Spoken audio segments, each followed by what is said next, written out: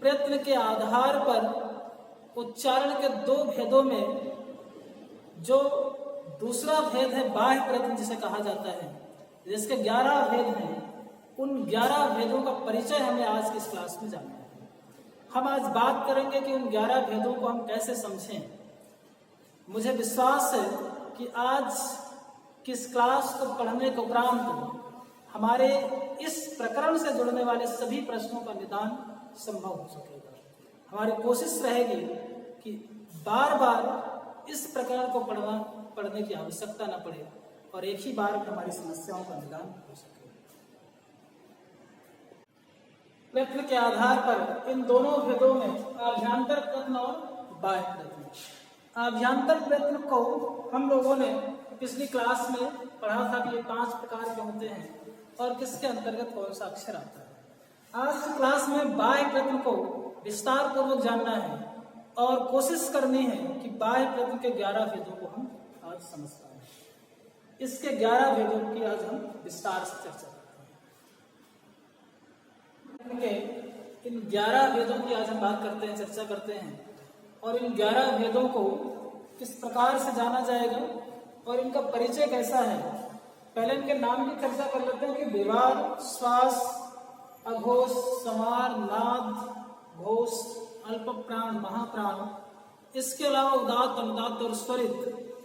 अब इन 11 भेदों में किस प्रकार से अक्षरों को जाना जाता है और कैसे इसका स्मरण हम रख पाए, कैसे इसको हम पहचान पाए, ये जानने के लिए हम इसके क्रमिक वर्णन को देख लेते हैं।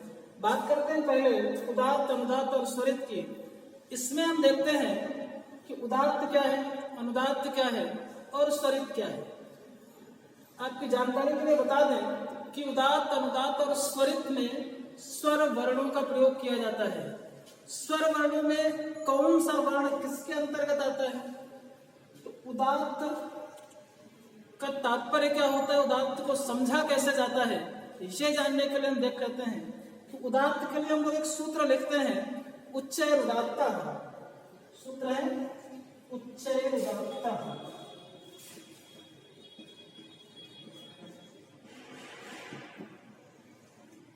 इसका तात्पर्य है कि जब हम किसी वर्ण का उच्चारण उसके उच्च भाग से अर्थात उसके अग्रभाग से करते हैं, उस समय उसे उच्चैर उदात्ता कहा जाता है। उच्चैर उदात्ता में जैसे हम किसी आ वर्ण का उच्चारण कंठ से करते हैं, उसका निर्धारित स्थान कंठ है, तो अगर उस अक्षर का उच्चारण हम कंठ के अग्रभाग से कर लें तो उस स्थिति में वो उदात्त कहा जाता है। अनुदात्त क्या है? अनुदात्त का तात्पर्य होता है नीचैर अनुदात्ता। नीचैर अनुदात्ता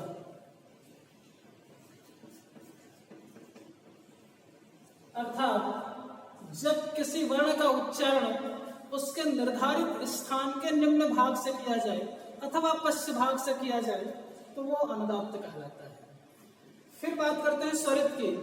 स्वरित का तात्पर्य होता है कि जब उदात्त और अनुदात्त के मेल से किसी वर्ण का उच्चारण किया जाए तो वो स्वरित कहा जाता है। इसके लिए लिखते हैं समाहारः,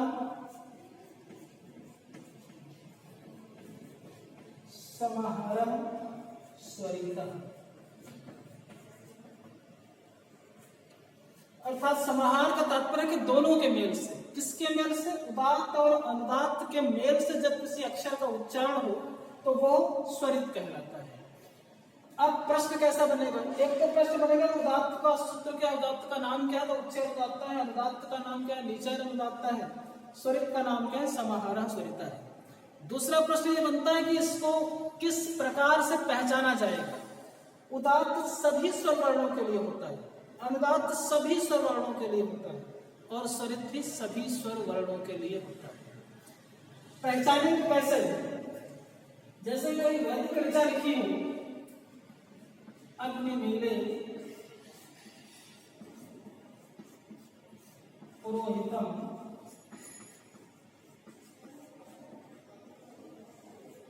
देवम ऋद्विजम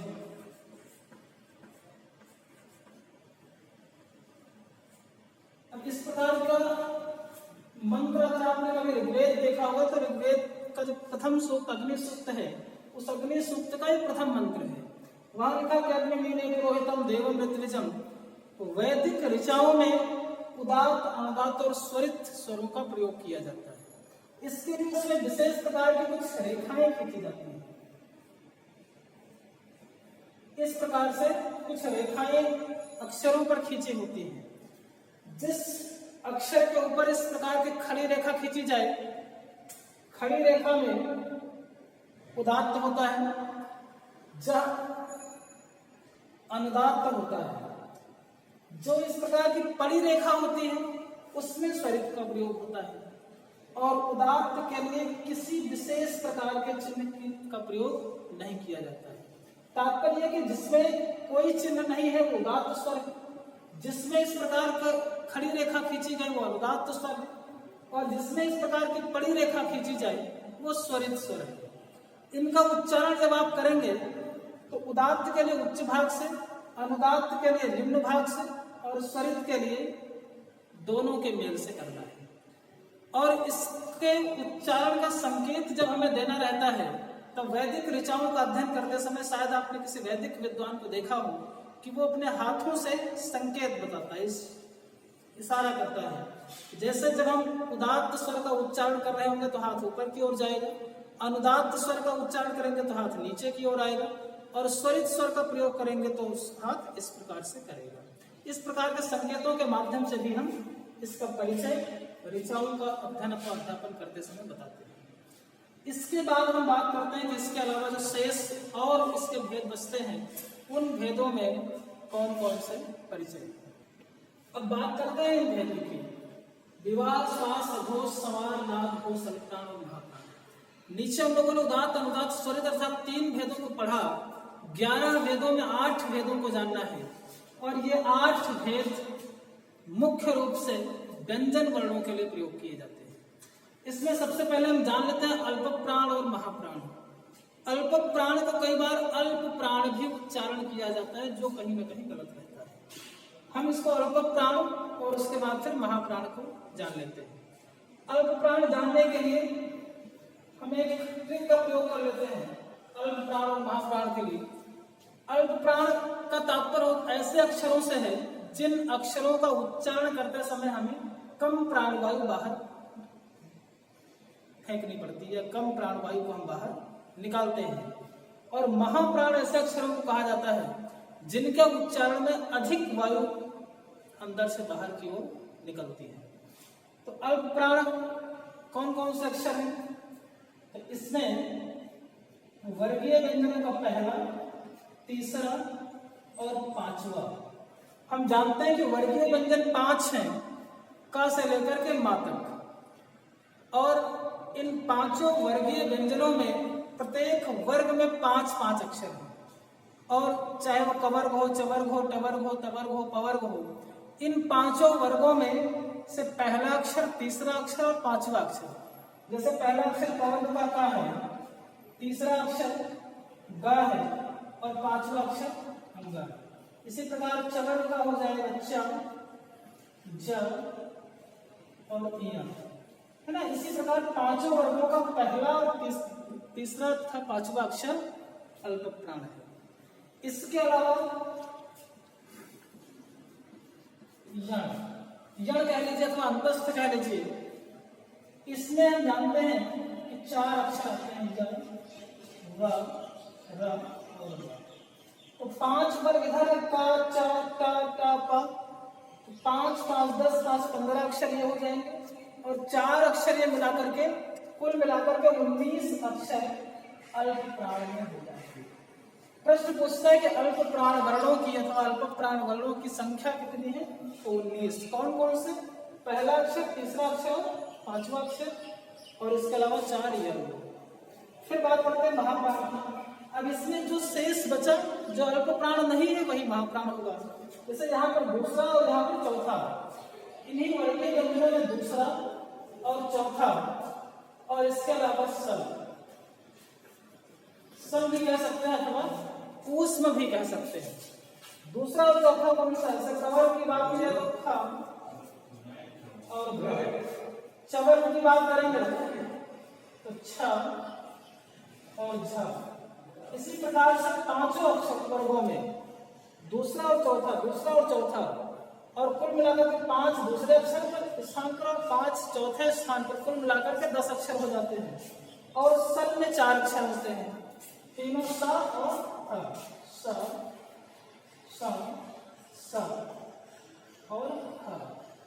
तो 10 अक्षर ये हो गए और 4 ये मिलाकर के 14 अक्षर आपके महाप्राण से हो जाते हैं। अब अल्प प्राण वर्गों की संख्या कितनी है? 19। महाप्राण वर्गों की संख्या कितनी है? 14। और अगर ये पूछे कि अल्प प्राण के अंतर्गत कौन कौन से आते हैं, तो पहला, तीसरा, पांचवा और इसके अलावा यह। महाप्राण कौन कौन से होते हैं? दूसरा, चौथा और सल। इसके बाद बचते हैं हमारे ये 6। अब हम बात करते हैं इन बचे हुए 6 वेदों की। इन 6 वेदों में विवार, श्वास और अघोष, समार, नाद और घोष, ये 2 परिवार बन जाते हैं। तात्पर्य यह है कि अक्षर व्यंजन वर्ण या तो इस परिवार के अंतर्गत आएंगे या फिर इस परिवार के अंतर्गत आएंगे। किसी भी व्यंजन वर्ण की बात करोगे तो वो या तो विवार, श्वास, अघोष होगा या फिर वो समार, नाद और घोष होगा। अब हमें यह केवल जानना है कि विवार, श्वास, अघोष के अंतर्गत कौन कौन से अक्षर आते हैं और समार, नाद, घोष के अंतर्गत कौन कौन से अक्षर आते हैं। अब इसमें ये अलग अलग पढ़ने की कोई आवश्यकता नहीं कि विवार कौन सा है, श्वास कौन सा है, अघोष कौन सा है। इसके लिए हम इतना जान लें कि जो अक्षर विवार होगा वो निश्चित ही श्वास और अघोष होगा, जो अक्षर समार होगा वो निश्चित ही नाद और घोष होगा। अगर किसी अक्षर को हमें जान लें कि वो अघोष है तो ये अलग से पढ़ने की आवश्यकता नहीं कि वो विवार है कि नहीं है, वो श्वास है कि नहीं है। अर्थात अक्षर या तो विवार, श्वास, अघोष के अंतर्गत आएगा या फिर समार, नाद, घोष के अंतर्गत आएगा। अभी हम लोग व्यंजन वर्णों की बात कर रहे हैं। अभी जान लें इसके अंतर्गत कौन से अक्षर हैं और इसके अंतर्गत कौन से अक्षर हैं। अगर हम जैसे किसी ने कभी माहेश्वर सूत्र पढ़ा होगा तो माहेश्वर सूत्रों में एक प्रत्याहार बनाया जाता है खर और एक और प्रत्याहार बनता है हस। अर्थात विवार, श्वास और अघोष खर प्रत्याहार के अंतर्गत जितने भी अक्षर आते हैं वो सभी विवार, श्वास और अघोष है।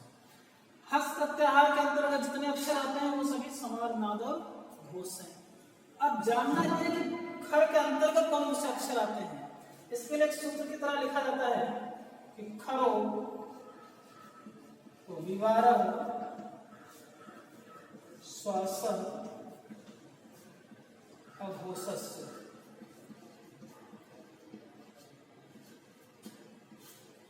अर्थात जो खर है वो विवार है, श्वास है और अघोष है। अब हमें केवल ये जानना है कि खर क्या है। खर के लिए माहेश्वर सूत्रों में अगर हमने पढ़ा होगा खपच, टठच, चटत, कपय, सस्सर, हल, है ना, इस प्रकार से अगर पढ़ा होगा तो सस्सर के र तक और खपच के खा से लेकर के मध्य में जितने अक्षर आते हैं वो सभी खर हैं। इसको आसान भाषा में जान लेते हैं कि पहला और दूसरा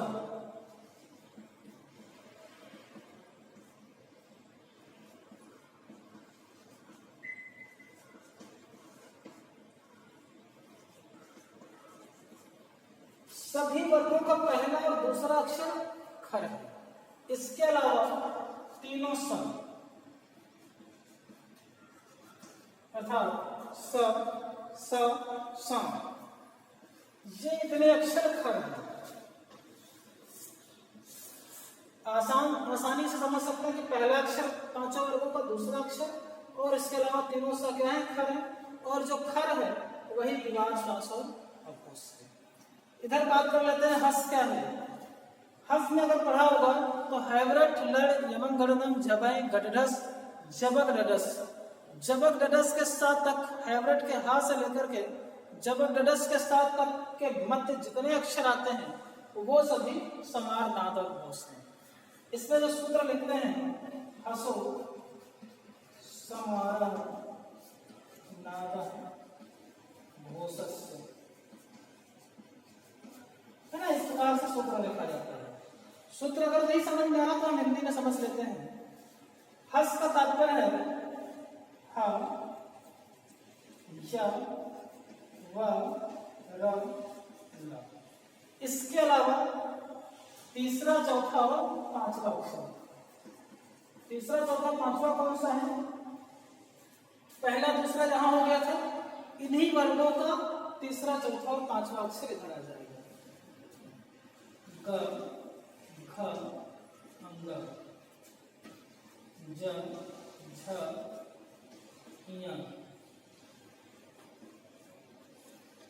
ड, ढ, ण, और इसके अलावा अर्थात पांचों वर्गों के तीसरे, चौथे और पांचवे अक्षर हो जाएंगे। पांचों वर्गों में 15 अक्षर ये हो जाएंगे, 4 अक्षर ये हो जाएंगे 19, और ये हा मिलाकर के 20 अक्षर। अर्थात समार, नाद, घोष के अंतर्गत 20 अक्षर है और विवाह, श्वास और घोष के अंतर्गत 13 अक्षर। अब यहां से अगर कोई समस्या आपको हो तो आप कमेंट बॉक्स में लिख सकते हैं। अब इसमें एक अंतिम समस्या यह है कि प्रश्न कैसे बनता है। प्रश्न हम देख लेते हैं, एक दो प्रश्न बना करके कि प्रश्न कैसे बनाए जाते हैं। तो प्रश्न पूछेगा, इस प्रकार से अक्षर दे देगा और पूछेगा इस अक्षर का बाह्य यत्न कौन सा, और विकल्प हमको बनाकर देगा दीवार, श्वास, अघोष, महाप्राण।